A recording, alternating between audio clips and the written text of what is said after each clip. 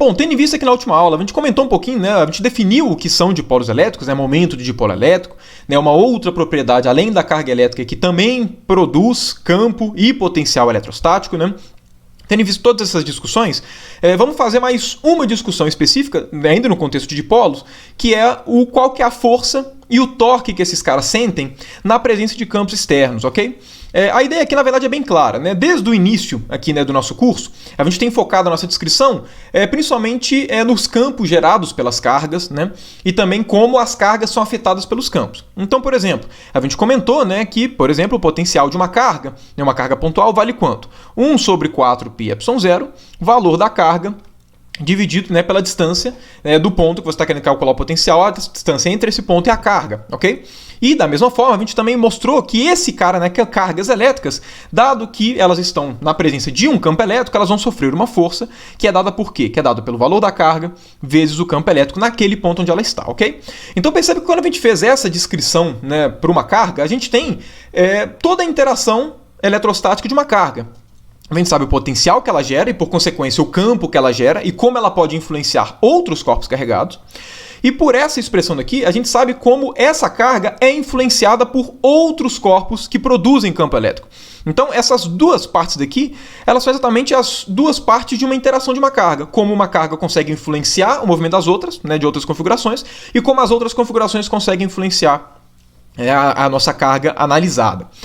A mesma coisa agora a gente pode partir, né, a gente pode fazer exatamente o mesmo raciocínio no caso dos dipolos, né? Como a gente viu, né, a gente chegou a calcular o potencial, né, gerado por um dipolo, né, foi o que a gente calculou na aula passada, inclusive discuti com vocês, né, aquela análise de que ele é proporcional a 1 sobre r², enquanto o da carga é proporcional a 1 sobre r, enfim. A gente calculou qual que é o potencial eletrostático gerado por um dipolo elétrico. Porém, agora faltaria a nossa segunda parte. Ok? Beleza, eu sei qual é o campo que um dipolo elétrico produz. Agora, na presença de um campo, qual que é a força que um dipolo sente? Falta a gente fazer essa descrição, ok? Para que a gente tenha uma descrição completa no eletromagnetismo de algum sistema específico, a gente tem que saber como é que ele influencia os outros sistemas carregados, né, no ponto de vista eletromagnético, e como é que os outros sistemas influenciam ele.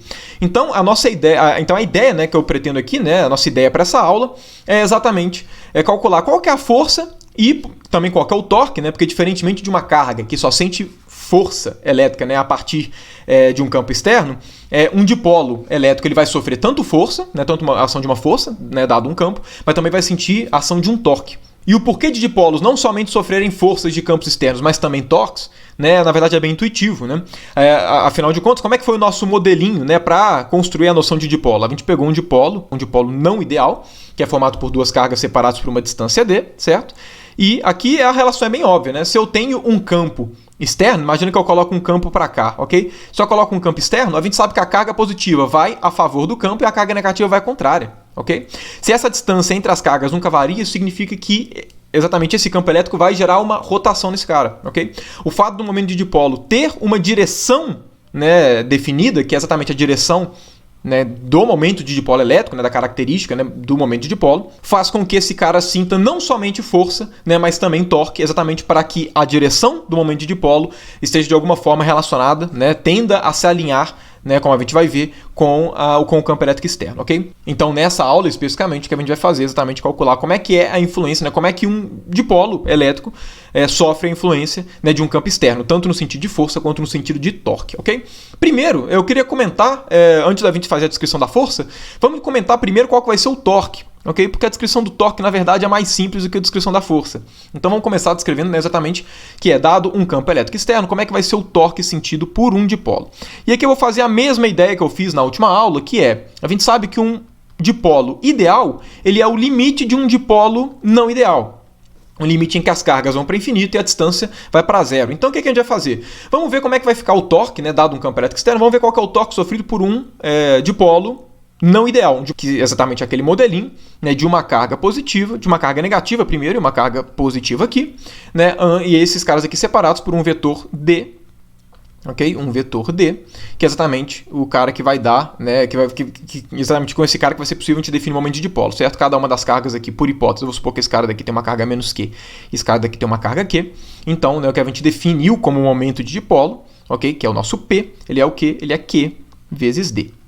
Ok, então dado que a gente tem esse cara, qual que vai ser, né, o torque que esse cara aqui vai sentir na presença de um campo elétrico externo, ok? Então, bom, para a gente poder falar isso, vamos supor um campo qualquer aqui, ok? Vamos supor que aqui a gente tem um campo, sei lá, que vai ser definido desse jeito aqui, né? Sei lá, alguma coisa desse jeito, né? Vamos supor que aqui a gente tem um campo externo, ok? Que eu vou representar, sei lá, desse jeito daqui. Poderia estar em qualquer direção, ok? Obviamente não tem uma preferência com relação a isso, né? O raciocínio que eu vou fazer aqui com vocês, ele serve para direções arbitrárias, né? Então, deixa eu só pegar esse cara aqui um pouquinho mais para baixo, para que a gente tenha um pouco mais de espaço. Mas, bom, dado isso, qual que vai ser, então, a influência que o nosso campo elétrico externo vai gerar no nosso dipolo elétrico? Ou, mais especificamente, qual que vai ser o torque que esse campo vai gerar no nosso dipolo elétrico, né? Para a gente responder isso, vamos começar, né, do mais básico. Como é que a gente vai calcular o torque, ok? Torque, né? Todo mundo deve se lembrar disso, né? Todo mundo já deve ter passado, se não, né, deveria ter passado por um curso básico de mecânica. Torque é calculado como R VEC F. Então, qualquer ideia, né? Para poder calcular um torque, a primeira coisa que eu tenho que fazer é eu tenho que escolher um sistema de coordenadas, né? Então, vamos supor que esse cara daqui é meu sistema de coordenadas, ok? Eu vou colocar um sistema de coordenadas o mais genérico possível. A partir do momento que eu escolho, né, qual que vai ser o meu sistema de coordenadas, né, onde é que a origem dele vai ficar e tudo, o que eu faço? Para calcular o torque que o nosso dipolo, né, vai estar sofrendo, dado esse campo externo, o que eu tenho que fazer é quais são as forças que esses caras aqui vão estar sofrendo. Ok? Então, né, como aqui a gente tem duas carguinhas, a gente tem que saber qual que vai ser a força elétrica que esse cara daqui vai estar sentindo, que eu vou representar aqui, né, por esse F mais, e qual que vai ser a força que esse cara menos aqui está sentindo, aqui eu vou colocar F menos. Aqui eu já estou representando, né, a ideia de que cargas negativas vão contra o campo elétrico e cargas positivas vão a favor, ok? E, né, depois que a gente tem isso, como é que a gente vai calcular o torque? A gente vai pegar exatamente, né, o vetor que liga o centro do nosso sistema de coordenadas para cada uma, né, das carguinhas que está sofrendo uma força. Então esse cara daqui vai ser o cara que eu vou chamar de R+. E esse cara daqui de baixo vai ser o que eu vou chamar de R-. Okay? Então R+ e R-. E a partir disso, o que a gente faz? A gente calcula R VEC F para todos os componentes aqui do nosso sistema, que no caso a carga mais, a carga menos, e pronto, a gente consegue calcular o torque, ok? É importante que a gente já escolha um sistema de coordenadas de antemão, por quê? Porque de uma maneira geral, você deve se lembrar, o torque depende do sistema de referência, né? Se você calcula torques para diferentes pontos do espaço, de uma maneira geral, esse torque vai mudar, ok? O torque depende do sistema de coordenadas. Como a gente vai ver aqui, no caso, para um dipolo, esse torque vai ser independente do sistema de coordenadas. Então você pode escolher qualquer um, né, como a gente vai deixar aqui bem claro. Ok? Mas, bom, né, para calcular esses caras, né, dado aqui que esse cara aqui é o nosso R+, esse cara aqui é o nosso R-, a primeira coisa que a gente tem que fazer é quais são essas forças F+ e F-. Porque afinal de contas eu preciso saber quais são as forças que atuam no meu sistema, no caso aqui o dipolo, para saber qual vai ser o torque no dipolo. Agora, tá aqui a grande vantagem, né, da gente sempre poder pensar num dipolo ideal como sendo um limite de um dipolo real, ok? Dado que a gente está usando como modelinho aqui um dipolo real, é muito simples saber qual que é a força, né, calcular a força que esses caras estão sofrendo. Porque um dipolo real ele é composto de cargas pontuais, e a gente sabe qual que é a força que uma carga pontual sente, dado que ela está imersa em um campo elétrico. É simplesmente carga vezes o campo elétrico. Então o que a gente pode afirmar? A partir daqui a gente pode afirmar que o nosso F+, né, ele vai ser o quê? O nosso F+ vai ser, aqui vai ser carga, vezes o campo em cima dessa carga, ok? Então, vezes o campo aqui exatamente em cima dessa carga, que eu vou chamar de E+, ok? O campo em cima da carga mais eu vou chamar de E+. E aqui, né, o nosso F-, ele vai ser o quê? Ele vai ser menos a carga vezes o nosso E-, ok? Dado esses valores de força, quanto é que vai ser o torque, né, que o nosso dipolo vai sentir? O nosso torque vai ser carga R+, produto vetorial com E+, menos carga R-, produto vetorial com E-. Ou ainda, né, deixando aqui um pouquinho mais compacto, carga que multiplica R+ VEC E+, menos R- VEC E-. Ok? Então esse cara daqui, ele vale, né, claro, para qualquer sistema dessa forma, né? Quaisquer duas cargas, uma positiva e uma negativa, separadas por uma distância, né, que a gente, enfim, coloca esses dados do problema, essa expressão daqui é válida. Porém, nós não podemos esquecer que nós estamos no contexto específico de dipolos. E toda vez que a gente fala de um dipolo elétrico especificamente, a gente sempre está trabalhando em um regime, certo? Que você deve se lembrar que é o regime exatamente que esse D é muito pequeno. Porém, nós não podemos esquecer que nós estamos no regime de dipolos elétricos. Então, esse nosso modelinho daqui que a gente está usando, que fez chegar nessa expressão, ele foi um modelo para que a gente possa calcular qual que é o torque sentido por um dipolo ideal, ok? Por um dipolo que é aquele cara em que aplicar o limite do dipolo, né? Em que esse cara é muito grande, né? Vai para infinito, e esse cara daqui vai para zero. Okay? Então a gente vai pegar essa expressão e vai aplicar esse limite para saber qual que é o torque que um dipolo ideal vai sentir. E além disso, quando a gente chegar nessa expressão, ok? Exatamente no torque gerado por um dipolo ideal, a gente sabe que quando esse D for muito pequeno, né, a expressão de um dipolo ideal, ela serve como uma ótima aproximação para um dipolo real, ok?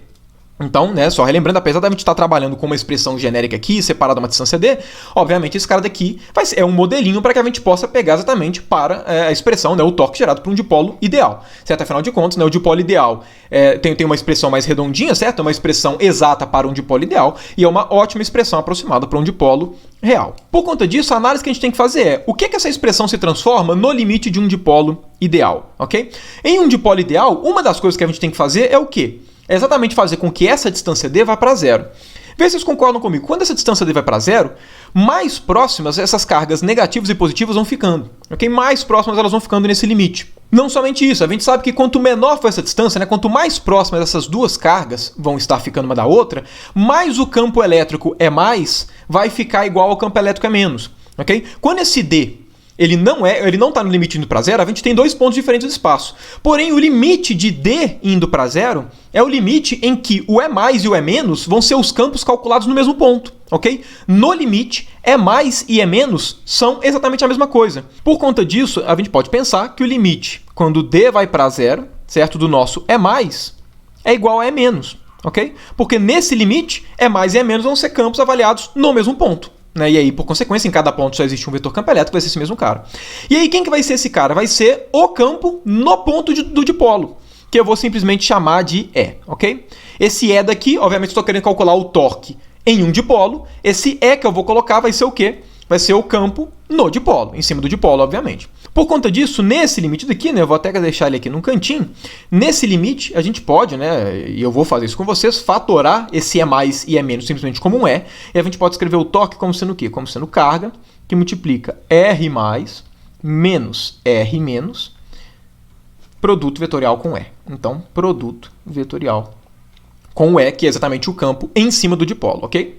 Agora, olha só, o que é R mais menos R menos? Se esse cara daqui é R+, ok? Se esse cara daqui é o nosso R+, e esse cara daqui é o nosso R-, R+, menos R-, vai ser o quê? É o vetor que sai de R- e vai para R+. Agora, quem que é esse vetor? É exatamente o vetor D. Então, esse cara daqui é exatamente D.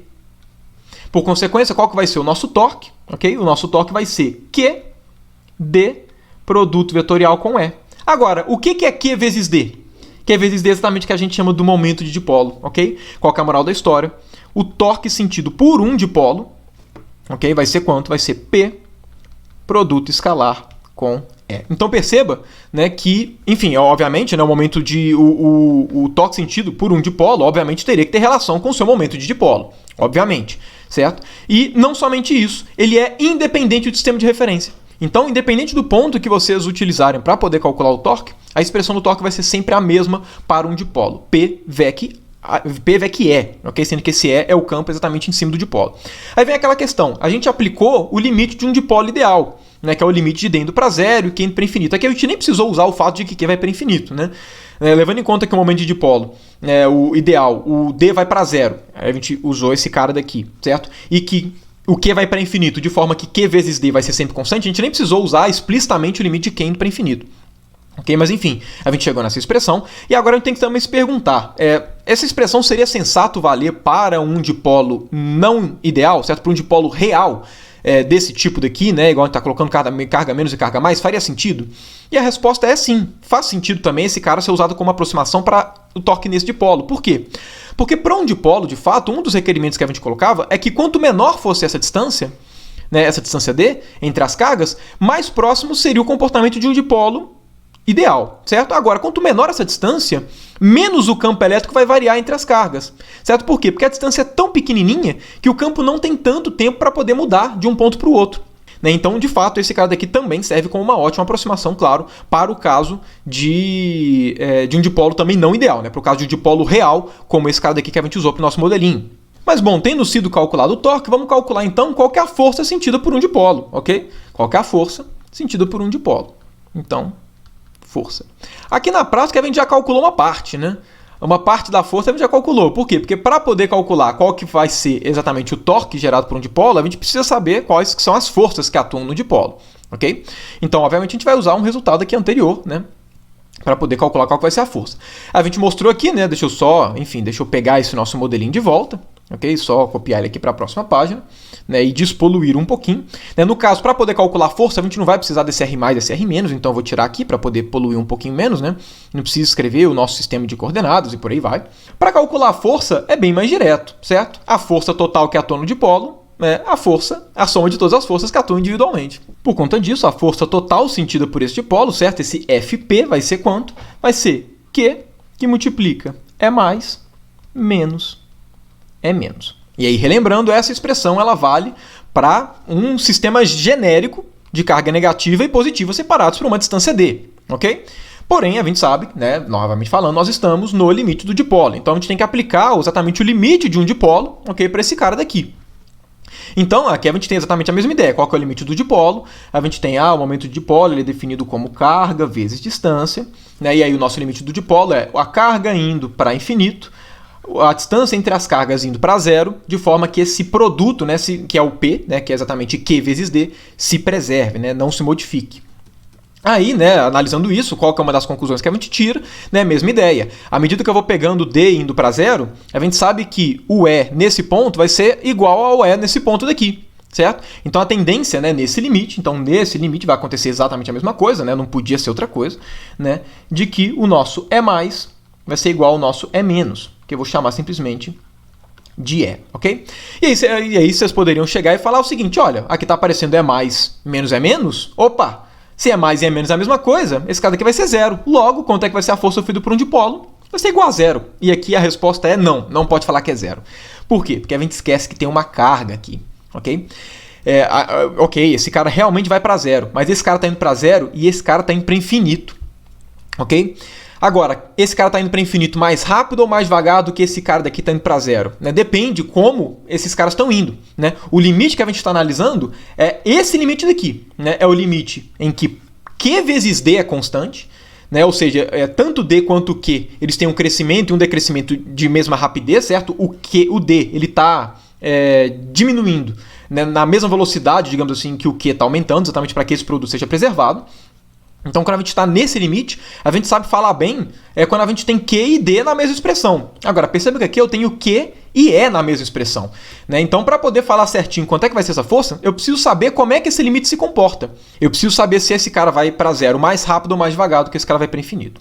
Como é que é uma maneira natural de se fazer isso? Bom, a gente sabe manipular bem esse limite quando aparece Q e D, porque eu sei que o produto dele se mantém constante. Então, qual que é um jeito estratégico de se fazer isso? É tentar fazer brotar um D nessa expressão, ok? Porque olha só, aqui a gente já tem a carga. Se a gente conseguir fazer nesse cara daqui brotar exatamente um vetor D, a gente consegue pensar nesse limite com mais facilidade, consegue falar certinho quanto é que vai ser o limite dessa expressão. Okay? Como é que a gente vai fazer isso? Olha só, né? Aqui, beleza, a gente tem esse limite. E a gente sabe que quanto mais o D for indo para zero, mais esses caras aqui vão estar em cima, né? Vão estar exatamente no mesmo ponto. De forma que esse cara daqui, eu vou escrever o seguinte. Vocês concordam que esse cara é o nosso delta E? Certo? Ele é o quanto o E está variando na carga positiva em relação da carga negativa, já que é o campo de um menos o campo da outra. Então, ou seja, esse limite é a mesma coisa falar que esse delta E está indo para zero, obviamente, né? E de fato ele está indo para zero porque o D está indo para zero. Agora, vocês concordam que esse delta E, ele não é um delta E genérico, e sim um delta E na direção D? Porque se eu estou comparando exatamente o campo exatamente em cima da carga positiva, em cima da carga negativa, sendo que elas estão separadas por uma distância D e eu estou aproximando elas, diminuindo D, o que eu estou calculando aqui, o que esse delta E está me falando, é a variação do campo elétrico nessa direção. Certo? Obviamente, essa variação do campo não vai me falar quanto o campo está variando nessa direção, ok? Obviamente não vai, ok? Esse cara daqui é o quanto o campo varia ao longo dessa distância D. Agora, se a gente tem a variação de um campo vetorial ao longo de uma distância, ao longo de uma direção específica, e essa variação ela está indo para zero, todo mundo deve se lembrar que esse cara pode ser escrito em termos do gradiente. Vocês devem se lembrar, toda vez que a gente tem uma grandeza definida em todo o espaço, né? Por exemplo, uma grandeza φ, se você quer calcular exatamente o quanto essa grandeza φ está variando, né? Ao longo de uma distância, ao longo de um vetor que você define por D, como é que a gente define esse cara quando esse cara daqui é muito pequeno? Né? Esse cara daqui é exatamente o gradiente dessa grandeza, produto escalar com D. Porque o gradiente ele não é exatamente um vetor que te fala como é que é a variação de um objeto em todas as direções. E aí quando você faz um produto escalar, você está pegando exatamente a variação naquela direção. Até porque, não sei se vocês se recordam, é através desse tipo de expressão que a gente define a noção de uma derivada direcional, certo? A noção de derivadas parciais, né, uma derivada em uma direção específica, ela é definida em termos do gradiente. Porque o gradiente te fala como é que são as variações em todas as direções. O que você está fazendo aqui é, eu quero calcular a variação ao longo de uma distância específica, né, de uma direção específica definida pelo vetor D. Para você fazer isso, o que você faz? Você calcula o gradiente, produto escalar com D.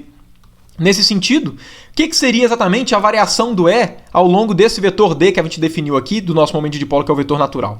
O nosso ΔE, né, que é a variação ao longo desse cara daqui, pode ser escrito como? Pode ser escrito como gradiente do nosso vetor campo elétrico, produto escalar com D. E aqui é importante a gente deixar claro que é o seguinte, muita gente nesse momento vai falar assim, mas Felipe, isso aqui está errado, não está não? Gradiente de um vetor, gradiente é um operador que atua em funções escalares, não atua em vetor, não faz sentido gradiente de um vetor. E na verdade aqui sim, faz sentido sim gradiente de um vetor. Toda vez que você escreve gradiente de um vetor, o que você está querendo representar é o gradiente aplicado a cada uma das componentes desse vetor. Como assim? Deve ser claro para todo mundo, né, só para deixar isso bem definido, que essa variação do E, né, que a gente está calculando é um vetor, certo? Afinal de contas, ela é uma subtração de vetores. Então, obviamente, esse resultado aqui é um vetor. Como é que a gente faz para calcular isso aqui? Ó, obviamente, esse cara é igual a esse, certo? E ambos os lados são vetores. Então, por exemplo, o que seria o nosso ΔE na direção x, né, dado essa definição? Ele seria gradiente da componente EX, produto escalar com D. Ok? O que seria o nosso ΔEY? Seria gradiente do nosso EY, produto escalar com D. Aqui não teria esse vetor, obviamente, né? Porque aqui o nosso ΔE, ele seria um escalar, né? Obviamente esse cara daqui não existe. Mas enfim, imagino que vocês tenham pegado a ideia, né? Então esse cara daqui, o gradiente de um vetor é um gradiente aplicado a cada componente do vetor. Mas bom, tendo isso em mente, a gente pode escrever exatamente a força, né, sentida pelo dipolo, okay? A força sentida pelo momento de dipolo, né, pelo dipolo elétrico definido, né, que tem o momento de dipolo P, ela é dada por quê? Ela é dada por Q, que é o valor da carga, vezes ΔE, que vale quanto? Gradiente de E, produto escalar com D. Certo? Produto escalar, ele é comutativo, né? Eu posso inverter a ordem. Então, eu posso escrever esse cara como sendo D, produto escalar com gradiente do nosso campo elétrico. O que apareceu aqui? Q vezes D. No nosso limite, né, esse cara aqui é sempre constante, ok? Que é exatamente o nosso P. Logo, a força sentida por um dipolo com o momento de dipolo P, ela vai ser dada como? Ela vai ser dada por P, produto escalar com gradiente de E, ok? Ou de uma forma, né, que também é comum de ser escrita, né, enfim, se vocês não perceberem isso direto, pega essa expressão e abre ela que vocês vão ver que é exatamente a mesma coisa, ok? É comum se escrever dessa forma daqui, ó. P, produto escalar com o operador, nabla, né, aplicado em E. Okay? É exatamente a mesma coisa. Okay? Vocês podem verificar isso na mão, é exatamente a mesma coisa. Né? Até porque esse cara daqui vai ser Px, né, produto escalar com gradiente de EX, mais Py, produto escalar com gradiente de EY, por aí vai. Então a gente pode pensar exatamente no operador, nesse cara daqui como sendo um operador, okay? O operador P, produto escalar com nabla, né, com gradiente, aplicado no nosso campo. Okay? E aí fica até mais natural a interpretação assim, por quê? Porque esse cara daqui, como é um produto escalar, esse cara daqui vai ser um operador escalar, né? Ele não vai ser um vetor no sentido que o nabla é. Né? Quando a gente escreve gradiente, a gente está pensando em derivada em x na direção x, mais derivada com relação a y na direção y, e por aí vai, sendo que esse cara daqui seria o quê? Seria px derivada com relação a x, mais py derivada com relação a y, mais pz derivada com relação a z. Né? Percebe que esse cara daqui não está mais em direções diferentes, então a gente tem um operador diferencial normalzão, certo? Um único operador diferencial aplicado num vetor, dando um vetor. E aí, enfim, essa notação normalmente é mais habitual. Para evitar escrever gradiente de um vetor, né? Já que nem tanta gente tem contato. Okay? Mas enfim, então essa daqui é a expressão exatamente da força sentida por um momento de dipolo. Então percebe que com isso a gente já consegue fazer a nossa descrição completa para um momento de dipolo, né, se a gente quiser na eletrostática. Por quê? Porque a gente sabe qual que é a influência que o momento de dipolo gera em outros, né, sistemas eletromagnéticos, né, eletrostáticos aqui no nosso caso, né, porque a gente sabe qual que é o potencial que ele gera, então a gente tem todas as informações da eletrostática, e agora a gente também sabe como é que campos externos afetam exatamente, né, o nosso dipolo elétrico.